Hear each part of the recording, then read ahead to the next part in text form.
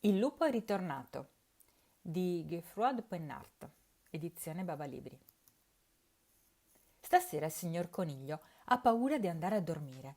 Ha appena letto sul giornale una notizia terrificante. Il lupo è ritornato.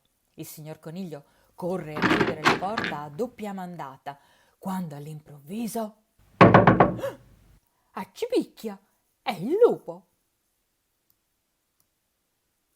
Apri presto! Siamo noi tre porcellini. Per favore, signor Coniglio, lasciaci entrare. Abbiamo tantissima paura. Il lupo è ritornato.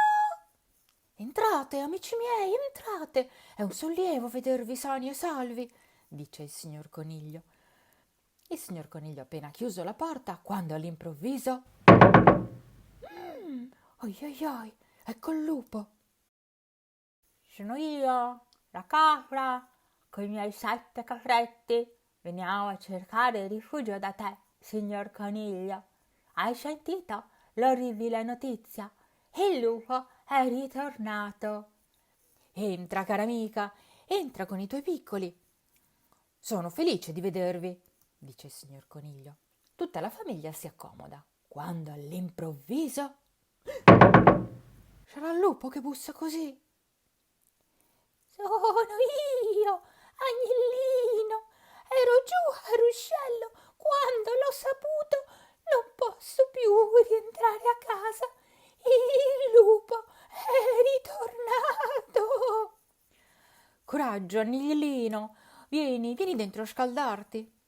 Agnellino si avvicina al fuoco, ma quando all'improvviso stavolta è il lupo, è di sicuro. So Pierino, ho disobbedito al nonno e sono a caccia del lupo, lo sapete, vero? È ritornato, l'avete visto? È a casa vostra? No, no, no, e speriamo di non vederlo mai. Entra pure Pierino, c'è il benvenuto. Pierino si unisce agli altri quando all'improvviso forse è il lupo! Sono io, Cappuccetto Rosso. Apri, nonna, ti ho portato i biscotti e un vasetto di marmellata. È la casa sbagliata, Cappuccetto Rosso, dice il signor Coniglio. Tua nonna ha traslocato. Comunque, entra svelta. Non dovresti andare a spasso nel bosco. Il lupo è ritornato. E se approfittassimo per cenare insieme? Propone allora il signor Coniglio. Tutti pensano che sia un'ottima idea e in un battibaleno preparano una deliziosa cena. Gli amici sono già a tavola quando all'improvviso che strano, dice il signor Coniglio stupito. Non aspettiamo più nessuno.